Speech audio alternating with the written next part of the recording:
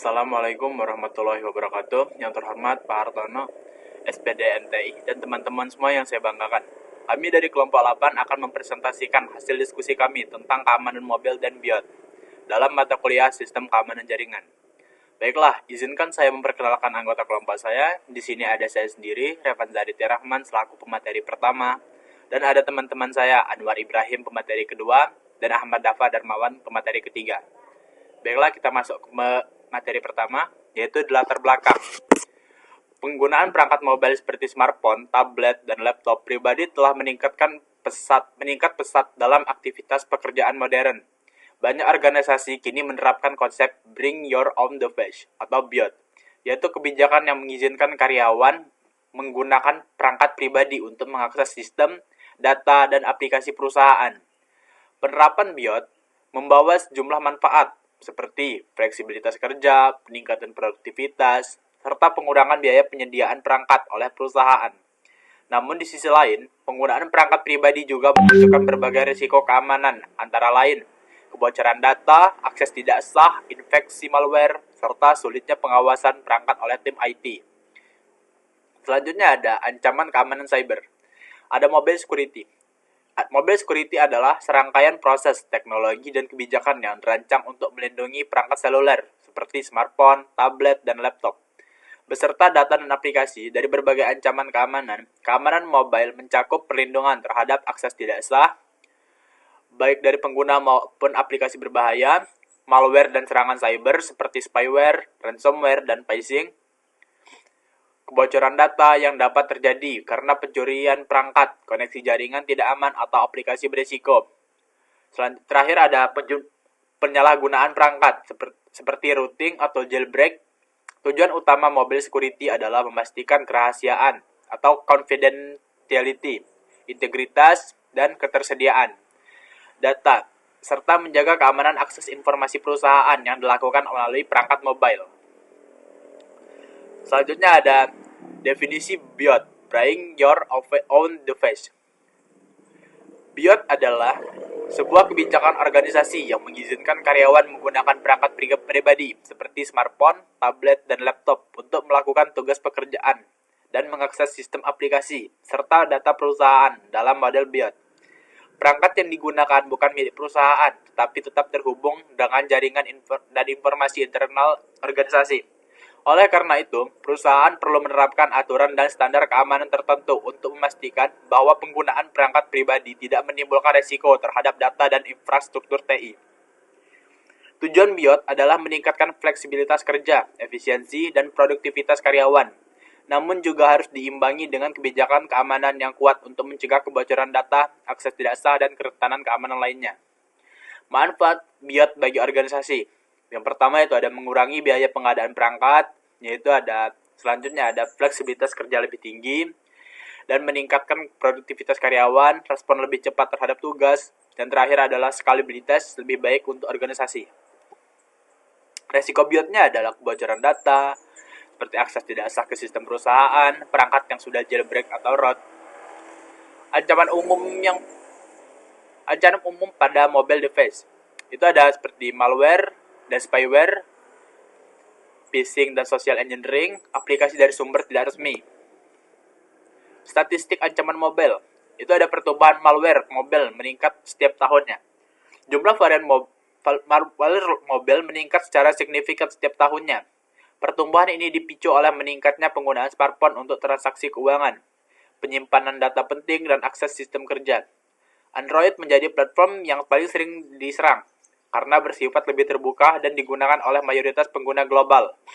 Jenis malware yang dominan: trojan perbankan, spyware, ransomware, dan adware agresif. Serangan paling banyak berasal dari aplikasi tidak resmi. Lebih dari 70% malware mobile diketahui berasal dari aplikasi yang diunduh dari sumber tidak resmi. Third party store atau file APK, aplikasi tidak resmi memiliki proses verifikasi keamanan seperti di Play Store atau App Store. Banyak aplikasi palsu yang terlihat menyerupai aplikasi asli, tetapi mengandung trojan. Serangan seperti pencurian data, pencatat ketikan atau keylogging, dan penyedotan kontak sering terjadi melalui aplikasi ilegal. Selanjutnya ada vulnerability mobile yang sering terjadi. Itu ada OS dan aplikasi tidak diperbarui atau outdated software. Selanjutnya ada password lemah atau tidak menggunakan autentikasi. Ada pengkurangnya enkripsi data. Ada izin aplikasi berlebihan atau over permission. Ada weak mobile app security. Dan terakhir ada per session management. Selanjutnya saya serahkan kepada materi kedua. Assalamualaikum warahmatullahi wabarakatuh. Perkenalkan, nama saya Anwar Ibrahim, NPM 2359201059, kelas 5C, kelompok 8. Di sini saya akan melanjutkan materi keamanan mobile dan BIOS Police. Di sini jenis perangkat yang diizinkan menentukan perangkat apa saja yang boleh digunakan. Smartphone, tablet, laptop, atau watch tertentu, atau Android, iOS, dan Windows. Yang kedua, persyaratan keamanan minimum. Perangkat harus memenuhi standar keamanan. Wajib menggunakan PIN, paspor, biometri iOS, harus up-to-date ekskripsi. Perangkat harus aktif anti-malware terpasang jika diwajibkan. Yang ketiga, aturan akses data dan aplikasi mengatur apa saja yang boleh diakses dengan perangkat pribadi, akses email, perusahaan, aplikasi kerja tertentu, pembatasan akses data sensitif, pemisahan data pribadi dan data kerja. Pengelolaan dan pengawasan oleh IT organisasi dapat melakukan monitoring penggunaan perangkat, pembaruan kebijakan keamanan mobile device management. Yang kelima, penanganan saat perangkat hilang atau dicuri.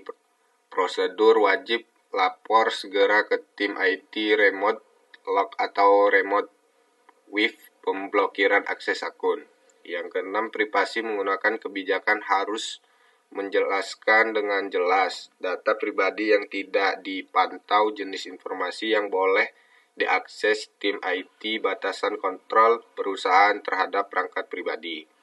Yang ketujuh, tanggung jawab karyawan wajib menjaga keamanan perangkat, patuh pada kebijakan tidak melakukan roasting atau jailbreaking, tidak menginstal aplikasi berisiko yang dapat mengancam data perusahaan.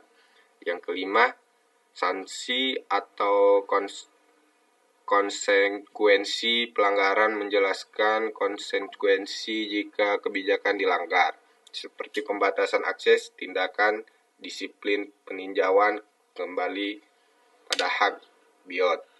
Lalu selanjutnya di sini ada Mobile Device Management atau MDM. Mobile Device Management atau MDM adalah sistem yang digunakan organisasi untuk mengatur, mengontrol, dan mengamankan perangkat mobile yang digunakan oleh karyawan, baik perangkat pribadi BIOS maupun perangkat milik perusahaan. Di sini ada fitur utama MDM seperti remote with, menghapus data perusahaan secara jarak jauh ketika perangkat hilang, dicuri, atau terindikasi kompromi. Yang kedua, penguncian perangkat atau remote lock, mengunci perangkat secara otomatis untuk mencegah akses tidak sah. Yang ketiga, monitoring aplikasi, memantau aplikasi yang terpasang pada perangkat serta memblokir aplikasi yang berisiko.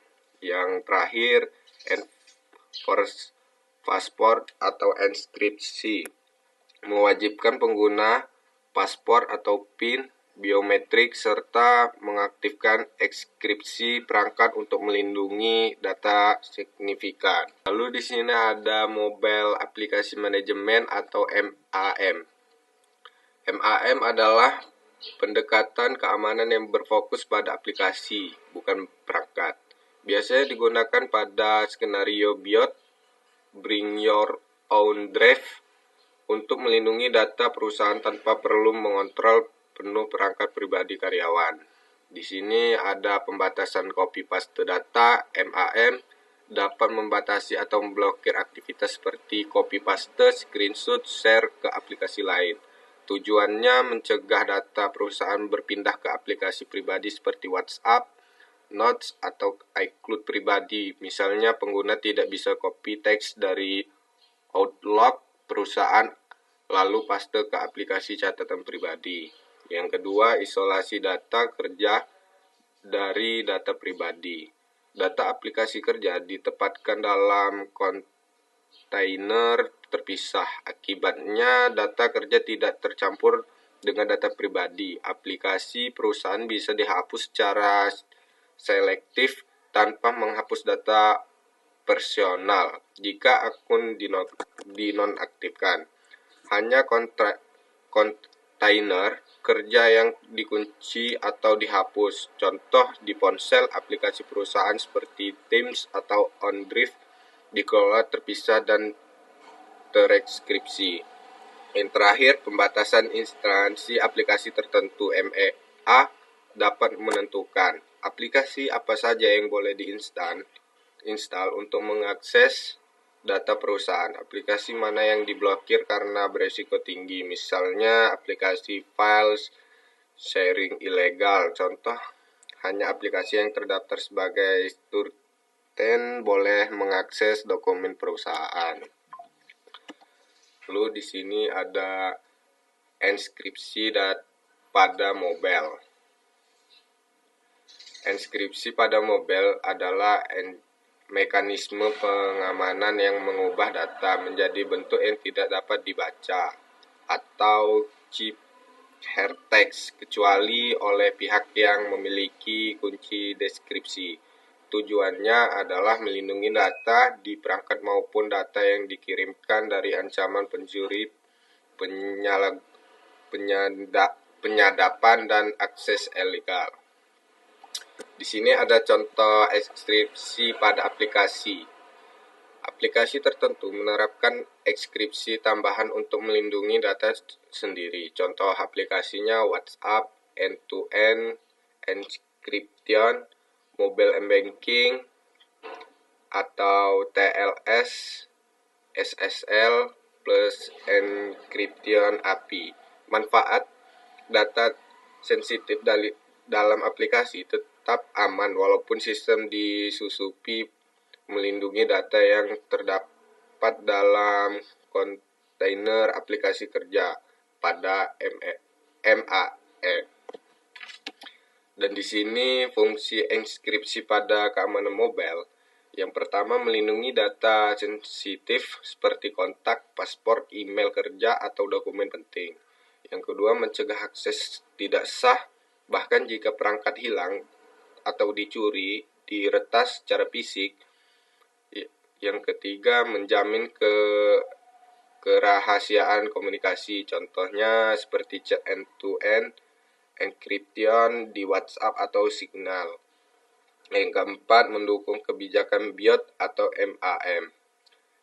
Enskripsi merupakan syarat utama dalam Mobile Application Management MAM, Mobile Drive Management MDM, untuk memastikan data perusahaan tetap aman pada perangkat pribadi karyawan.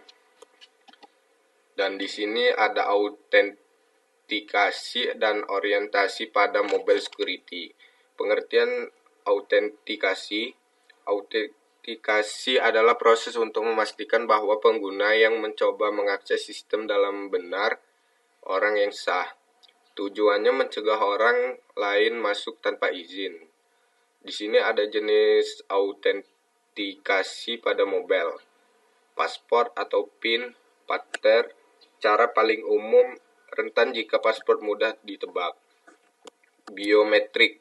Di sini ada sidik jari, face recognition, iris scan, keamanan tinggi, sangat praktis. Dan lalu twin factor authentication atau 2FA, kombinasi paspor plus kode OTP, menambah lapisan keamanan. Di sini lalu ada token based authentication, menggunakan token khusus misalnya di aplikasi banking. Aman karena token berubah setiap waktu. Yang terakhir ada certificate atau base authentication. Digunakan pada perusahaan atau MDM memastikan perangkat benar-benar terdaftar. Lalu selanjutnya pengertian otorisasi. Otorisasi adalah proses penentuan apa saja yang boleh dilakukan oleh pengguna yang sudah diautentikasi. Contohnya seperti boleh membuka email kerja, tidak boleh mengakses data finansial perusahaan, boleh membaca file tetapi tidak boleh mengedit tabel perbedaan autentikasi dan otorisasi. Di sini ada tabel autentikasi dan otorisasi. Di sini tabel autentikasi memastikan identitas pengguna, siapa kamu, dilakukan sebelum akses, diberikan contoh login PIN biometrik. Di sini tabel otorisasi ada pengatur hak akses pengguna, apa yang boleh kamu lakukan, dilakukan setelah autentikasi, contoh izin aplikasi, peran user. Baik, di sini materi selanjutnya akan dibacakan dengan rekan saya selanjutnya. Sekian dari saya. Wassalamualaikum warahmatullahi wabarakatuh. Perkenalkan, nama saya Ahmad Dava Darmawan, NPM 2359201066. Saya akan melanjutkan materi keamanan jaringan mobile. Yang pertama, jenis jaringan yang digunakan oleh mobile. Jaringan seluler 4G atau 5G menggunakan infrastruktur operator seluler, memiliki tingkat enskripsi bawaan lebih aman daripada Wi-Fi public. Yang B, Wi-Fi. Wi-Fi private relatif aman jika menggunakan WPA2 atau WPA3. Wi-Fi public sangat beresiko terhadap penyadapan atau sniping. Yang kedua, ancaman keamanan jaringan mobile. A. Man in the middle. Penyerangan menyadap komunikasi antara pengguna dan server, biasanya pada Wi-Fi public. B. Rogue hotspot atau fake Wi-Fi. Penyerangan membuat Wi-Fi palsu untuk mencuri data pengguna. C. Sniffing dan packet capture. Penyerangan menangkap paket data untuk melihat password, cookie, atau aktivitas internet. Yang D. IMSI catcher atau stingray. Perangkat palsu yang meniru BTS seluler untuk memaksa ponsel terkoneksi dan mencuri data identitas atau IMSI. Yang E. DNS spoofing. Pengguna dialihkan ke situs palsu yang terlihat seperti asli. F. Session hijacking. Penyerang mengambil alih sesi login pengguna untuk mengakses akun. Selanjutnya yang ketiga, mekanisme keamanan pada jaringan mobile. A. Enskripsi jaringan seluler 4G dan 5G menggunakan enskripsi seperti AES, melindungi komunikasi antara perangkat dan BTS. Yang B. HTTPS dan TLS, mengamankan komunikasi aplikasi wajib untuk mobile banking, email, dan aplikasi kerja. C. VPN atau Virtual Private Network, mengenskripsi semua lalu lintas internet, digunakan saat BIOT untuk akses keamanan ke jaringan perusahaan. D. Firewall mobile, memblokir koneksi berbahaya, sering terintegrasi dengan MDM atau MAM. Yang E. Secure APN atau Access Point Name, digunakan oleh perusahaan untuk memisahkan traffic kerja dan traffic pribadi. Selanjutnya yang keempat, praktek keamanan jaringan mobile untuk pengguna. Yang A. Menghindari Wi-Fi public untuk akses sensitif. Contohnya, login M-Banking, membuka email kerja. B. Selalu menggunakan HTTPS, menghindari situs tanpa enskripsi. Yang C. Mengaktifkan VPN, mengamankan koneksi terutama saat BIOT. Yang D. Mematikan Wi-Fi dan Bluetooth jika tidak digunakan, menghindari koneksi otomatis ke jaringan asing. E. Menggunakan hotspot pribadi jika perlu. Lebih aman dibanding Wi-Fi publik. Selanjutnya, pengelolaan aplikasi. Pengelolaan aplikasi adalah proses mengatur, mengawasi, dan mengontrol aplikasi yang digunakan pada perangkat mobile, baik perangkat perusahaan maupun BIOS. Tujuannya adalah memastikan aplikasi yang digunakan aman, terpantau sesuai aturan. Pengelolaan aplikasi biasanya diterapkan melalui Mobile Application Management atau MAM, bagian dari strategi mobile security. Yang pertama, tujuannya mengelola aplikasi. Mencegah instalasi aplikasi yang berbahaya, mengamankan data perusahaan di dalam aplikasi, memisahkan aplikasi kerja dan aplikasi pribadi, mengatur izin aplikasi agar tidak mengakses data sensitif. Yang terakhir, mendukung kebijakan BIOS tanpa mengganggu privasi pengguna. Selanjutnya yang kedua, ruang lingkup pengelolaan aplikasi. Yang A, instalasi dan distribusi aplikasi. Pertama, menyediakan aplikasi resmi untuk kerja. Kedua, mendistribusikan aplikasi melalui corporate app store. Ketiga, memblokir aplikasi tidak resmi atau beresiko.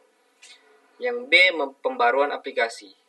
Memaksa update keamanan, patch kerentanan secara otomatis, menonaktifkan aplikasi versi lama yang rentan. C, mengontrol izin aplikasi atau app permission. Mengatur izin aplikasi seperti kamera, mikrofon, lokasi, dan penyimpanan. Yang D, aplikasi berbasis kontainer. Memisahkan data kerja dari data pribadi. Data kerja disimpan dalam ruang khusus yang transkripsi jika karyawan keluar. Hanya data kerja yang dapat dihapus. Yang E, monitoring aktivitas aplikasi. Memantau aplikasi yang terpasang, mendeteksi aplikasi berbahaya, melihat pola akses data yang mencurigakan. Yang terakhir F, penghapusan aplikasi dan data kerja. Jika perangkat hilang, remote wipe data perusahaan. Jika karyawan resign, aplikasi kerja dinonaktifkan, tidak menghapus aplikasi pribadi. Yang ketiga, fitur utama pengelolaan aplikasi. Yang A, app whitelisting atau blacklisting. Yang pertama, mengizinkan aplikasi tertentu, memblokir aplikasi berbahaya, misalnya mod APK. Yang B, application containerization, memisahkan ruang kerja dan pribadi, data kerja, transkripsi. Yang C, copy paste rescription, mencegah copy data dari aplikasi kerja ke aplikasi pribadi, mengurangi resiko kebocoran data. Yang D, data encryption in app, enkripsi khusus di dalam aplikasi kerja, data tetap aman meskipun perangkat diretas. Yang E, secure app access. Yang pertama, aplikasi kerja hanya dapat dibuka jika perangkat memenuhi syarat, misalnya harus pakai PIN, VPN, atau koneksi aman. Yang F, remote app control. Admin bisa menghapus aplikasi kerja, menonaktifkan akses aplikasi jika perangkat bermasalah. Yang keempat, pengelolaan aplikasi. Yang pertama, melindungi data perusahaan pada BIOS. Yang kedua, mengurangi risiko malware dari aplikasi tidak resmi. Yang ketiga, memastikan aplikasi kerja selalu aman dan terbaru. Yang keempat, menjaga kepatuhan atau compliance dengan standar keamanan. Yang kelima, memudahkan pengguna aplikasi kerja bagi karyawan. Selanjutnya kelima, contoh platform MAM. Yang pertama, Microsoft Intune. Yang kedua, VMware Workspace ONE. Yang ketiga, IBM MAA S360. Yang keempat, Mobile Run. Yang kelima, Google Endpoint Management. Kesimpulannya, yang pertama, keamanan mobile menjadi semakin penting karena tingginya penggunaan perangkat mobile untuk aktivitas pribadi maupun pekerjaan. Ancaman seperti malware, pencurian data, dan penyadap jaringan terus meningkat setiap tahun. Yang kedua, BIOS atau Bring Your Own Device memberikan banyak manfaat bagi organisasi, seperti efisiensi biaya, fleksibilitas kerja, dan peningkatan produktivitas. Namun, BIOS juga membawa resiko besar jika tidak dikelola dengan baik. Yang ketiga, ancaman umum pada perangkat mobile meliputi malware, phishing, jaringan Wi-Fi berisiko, aplikasi tidak resmi, serta kerentanan sistem. Oleh karena itu, perangkat dan aplikasi harus diamankan secara menyeluruh. Yang keempat, mekanisme keamanan seperti MDM atau Mobile Device Management dan MAM atau Mobile Application Management sangat penting untuk mengatur perangkat dan aplikasi tanpa melanggar privasi pengguna, terutama dalam lingkungan BIOS. Yang kelima, teknologi seperti enkripsi, autentikasi, dan otorisasi wajib ditetapkan untuk memastikan data tetap terlindungi, baik saat disimpan maupun ditransmisikan. Yang keenam, keamanan jaringan, terutama saat menggunakan Wi-Fi publik, harus diperhatikan melalui pengguna VPN, HTTPS, dan konfigurasi jaringan aman. Yang ketujuh, pengelolaan aplikasi, membantu memastikan hanya aplikasi aman yang digunakan serta mencegah kebocoran data melalui kontrol izin, pembatasan copy paste, dan isolasi data. Yang terakhir, ke-8. Pada akhirnya, keberhasilan penerapan keamanan mobile dan BIOS bergantung pada kebijakan yang jelas, teknologi yang tepat, serta edukasi penggunaan untuk menjaga keamanan data dan sistem organisasi. Terima kasih. Wassalamualaikum warahmatullahi wabarakatuh.